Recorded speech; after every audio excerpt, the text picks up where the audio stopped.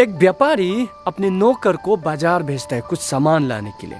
तो वो नौकर बाजार में किसी से टकराता है। जब वो मुड़ के देखता है तो उसे नजर आता है मौत, और मौत को देखकर वो पूरी तरीके से डर जाता है और वो भागता है घर की ओर। और वो हाँफते हाँफते हुए मालिक के पास में पहुंचता है और कहता है, मालिक, मैं बाजार में मौत से टकराया, अब वो मेरे पीछे आ रहा है और मुझे उससे भागना है। आपका घोड़ा मुझे दे दीजिए, मैं बागदाद मौत से भागना चाहता हूँ। तो वो मालिक कहता है, ठीक है, अगर मौत तुम्हारे पीछे है तो तुम मेरे घोड़े को लेकर बागदाद भाग जाओ। और वो मालिक उस शाम को फिर से वही बाजार जाता है। जब वो बाजार पहुंचता है, कोने पर उसे दिखाई देता है मौत। तो वो मालिक कहता है मौत से, अरे तुमने मेरे नौकर को क्यों डराया मौत? तो मौत हंसते हुए कहता है, पता नहीं आपका नौकर क्यों मुझसे डर गया, मेरा तो उसके साथ में अपॉइंटमेंट है कल सुबह बागदाद में। जिस प्रकार से डेविड जोनाथन से बात करते हुए फर्स्ट सामुएल चैप्टर 20 वर्स 3 में कहता है, मौत और मेरे बीच में एक ही कदम का फासला है। मैं ये वीडियो जहां पर बना रहा हूं, इसका पीछे जो ये दिख रहा है, ये भी एक कब्र का स्थान है। मौत सच्चाई है जीवन का, और इसके बारे में कई सारे लोग होते हैं, कहना नहीं चाहते, सोचना नहीं चाहते, सुनना नहीं चाहते इस शब्द के बारे में। लेकिन जीवन का सच्चाई यही है कि हम जैसे पैदा हुए, हम दिन ब दिन मौत की ओर बढ़ते जाते हैं। हो सकता है कोई बहुत तेजी से जा रहे, कोई धीरे धीरे करके।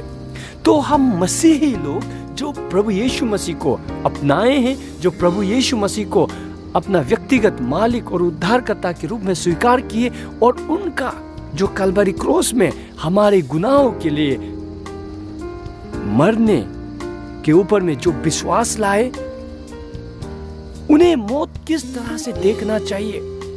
मौत क्या उनके लिए एक डरावनी सच्चाई है या कुछ और? मैं इस वचन में आपको बताना चाहता हूं कि जब हमने यीशु मसीह को अपना व्यक्तिगत मालिक और उद्धारकर्ता के रूप में स्वीकार कर लिया, तो मौत हमारे लिए कोई डरावनी सच्चाई नहीं, बल्कि ये छुपी हुई आशीष है हमारे लिए। किस प्रकार से, मैं आगे आपको 4 ऐसी बातें बताऊंगा जिससे ये सिद्ध हो जाता है कि मौत हमारे लिए आशीष है, कोई डरने वाली बात नहीं। अपोस्तल पॉल फिलिपियन चैप्टर 1 वर्स 23 में कुछ इस प्रकार से कहते हैं, मैं दोनों ओर खींचा हुआ हूँ, मैं तो चल देना और मसीह के साथ रहना चाहता हूँ, यह निश्चय ही सर्वोत्तम है। यहाँ में अपोस्तल पॉल रोम के काल कोठरी जेल के अंदर में बंद होकर फिलिपिन मंडली लोग से कह रहा है कि मैं तो चला जाना चाहता हूँ, यानी कि मेरे लिए तो मौत अच्छा है, लाभ है। मौत को अपोस्तल पॉल किस प्रकार से देख रहा है? लॉस नहीं बल्कि गेन के रूप में देख रहा है। उसी प्रकार से फिर से अपोस्तल पॉल यहाँ में मौत को किस प्रकार देखना चाहिए वो नजरिया देता हुआ हमें दिखाई दे रहा है 2 कोरिन्थियन चैप्टर 5 वर्स 8 में। हमें तो परमेश्वर पर पूरा भरोसा है, हम शरीर का घर छोड़कर प्रभु के वहां बस जाना अधिक पसंद करते हैं। अपोस्तल पॉल कह रहा है कि शरीर से दूर परमेश्वर के पास।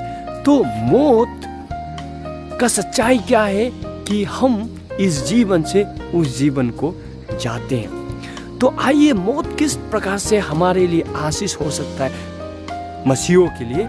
सबसे पहले मौत हमें नम्र बनाते हैं। हमें याद रखना है कि परमेश्वर ने हमें ये जीवन एक तोहफे के रूप में दिया है। ये पृथ्वी का सफर खत्म होता है, ये हम सभी को पता है, लेकिन हम सोचना नहीं चाहते, हम इस पर विचार करना नहीं चाहते। कई सारे लोग अपने मौत को सोचकर वो नम्र हो जाते हैं, अपना जीवन का अंत को देखकर वो नम्र हो जाते हैं। जब उन्हें सच्चाई पता चलता है कि आफ्टर ऑल, चाहे धन हो, चाहे दौलत हो, चाहे जमीन हो, डिग्रीज हो, रंग रूप हो, रिश्ते नाते हो, एक पल में वो सारे खत्म हो जाते हैं जब हम इस पृथ्वी से चले जाते हैं। जिस प्रकार से ये कब्र के अंदर में बंद है, इसका जितना भी प्रॉपर्टी, चाहे जो कुछ भी था, रिश्ते नाते, आज इसके लिए मायने नहीं रखते। ये सब कुछ पीछे छोड़ के जा चुका है। तो जब हम मौत के बारे में सोचते हैं तो हमें नम्र बनाता है ये मौत। जिस प्रकार से हम देखते हैं 2 क्रॉनिकल्स चैप्टर 26 में किंग उजिया का जीवन में वो इतना सफल हुआ, वो इतना आगे बढ़ गया, वो घमंड से फूल गया, वचन कहता है। लेकिन जब वो अपने सीमा को लांघकर मंदिर में प्रवेश करके जो प्रीस्ट का काम था वो करना चाहता था, इसीलिए परमेश्वर ने उसके घमंड को देखकर उसे कोरी बना दिया, और कोरी बनते ही उसका बर्बादी शुरू, और आखिर में जाके वो एक भिखारी का जिंदगी जीकर मर जाता है। तो मौत हमें नम्र बना सकता है। दूसरा, जब हम मौत के बारे में सोचते हैं तो ये हमें दूसरों पर दयालुतापन को दिखाता है, क्योंकि आफ्टर ऑल हम सभी एक ही जर्नी में है, और इस जर्नी का अंत किसका कब आ जाएगा किसी को पता नहीं। इसीलिए हमें प्रेम, दया, एक दूसरे को सहायता, एक दूसरे को मदद, एक दूसरे पर दया करना चाहिए, और मौत हमें इस चीज को करने में मदद करता है। इसलिए बहुत सारे ऐसे लोग होते हैं, वो दान देते हैं, वो लोगों की सहायता करते हैं, क्योंकि हम सभी एक ही जर्नी में हैं, एंड हम दूसरों पर दया कर सकते हैं जब हमें मौत के बारे में हम सोचते हैं। और 3 नंबर में, मौत हमें ज्ञानी बना सकता है, हमारे मन को बुद्धि से भर सकता है। किस प्रकार से, आइए हम पढ़े जॉन चैप्टर 9 वर्स 4 क्या कहता है। दिन रहते हमें उसके कार्य में लगे रहना चाहिए जिसने मुझे भेजा है। रात आ रही है जब कोई भी व्यक्ति कार्य नहीं कर सकता। तो यहाँ में प्रभु यीशु मसीह कह रहे हैं कि जब समय है हमारे पास में, प्रभु का इच्छा, प्रभु का कार्य को हमें कर लेना चाहिए। तो यहाँ में किस प्रकार से इस वर्स को हम समझे, प्रभु कह रहा है when you have time do the will of God, क्योंकि रात आ रहा है। रात को यहाँ में समय, अच्छा समय जाने को प्रभु यीशु मसीह कह रहे हैं। हो सकता है वो बुढ़ापा, हो सकता है वो मौत, हो सकता है समय फेवरेबल ना हो। तो प्रभु कह रहे हैं दिन रहते ही हमें काम कर लेना चाहिए। तो आज आपके पास में समय है, मेरे पास में समय है प्रभु का काम करने को। जो कुछ भी हम कर सकते हैं हमें उत्तम तरीके से करना चाहिए, क्योंकि समय हमारे लिए रुकता नहीं। यानी कि हमारा जो पल है वो कंटिन्यूसली जा रहा है, हमारा वक्त जा रहा है, हमारा समय जा रहा है। तो इसीलिए आप जो भी कर सकते हैं प्रभु के लिए, अपने परिवार के लिए, अपने सेवकाई में, अपने पारिवारिक जीवन में, अपने व्यक्तिगत जीवन में, जो कुछ भी आप कर सकते हैं उसे आपको समय रहते कर लेना चाहिए, क्योंकि समय जाता है, समय हमारे लिए रुकता नहीं, वो जा रहा है, यानी कि हमारा वक्त जा रहा है। और 4 नंबर में, मौत हमारे लिए लाभ है, यानी कि ये हमें महिमा में ले जाता है। किस प्रकार से, आप और मैं स्वर्ग जाना चाहते हैं लेकिन हम मरना नहीं चाहते, ये एक प्रॉब्लम वाली बात है। हमें रेडी होना है, हमें विलिंगनेस होना है कि किसी भी वक्त प्रभु हमें बुलाए तो हमें जाने के लिए तैयार रहना चाहिए। क्यों? क्योंकि हम इस शरीर को छोड़कर हम प्रभु के पास जाते हैं।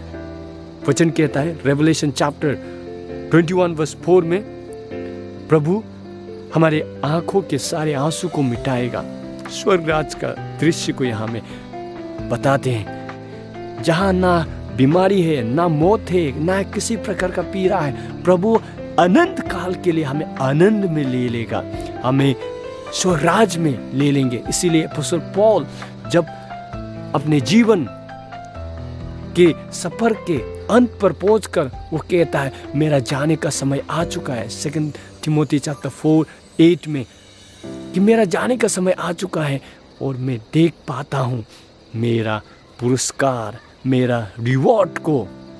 उसी प्रकार से रोमन चैप्टर 8:18 में कहता है, जब मैं उस महिमा को देखता हूँ, स्वराज को देखता हूँ, तो ये तकलीफें, ये जो ताड़ना मुझे मिल रहा है, ये कुछ भी नहीं। यानी कि हम मसीहों के लिए मौत एक आशीष है, गेन है।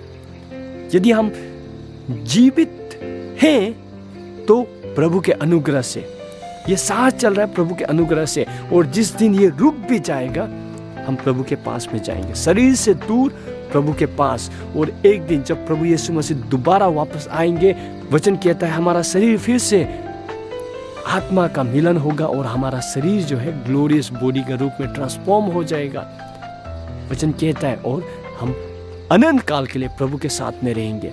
तो मौत हमें प्रभु से मिलाता है। यीशु मसीह जब कल्वरी क्रॉस में मरे, तब से मौत का डेफिनेशन हमारे लिए बदल चुका है। मौत जो है लाभ में बदल गया है। इसीलिए कुरिन्थ में अपोस्तल पौल कहता है, हे मौत कहाँ है तेरा डसना, तेरा शक्ति खत्म हो चुका है, अब मौत हमें नहीं डरा सकती। हिब्रूस चैप्टर 2 वर्स 14 कहता है, आप मौत हमें नहीं डरा सकते, मौत पर विजयी होके उठने वाले प्रभु हमारे हैं। आज मौत हमारे लिए जस्ट हम शरीर से दूर प्रभु के पास में होंगे।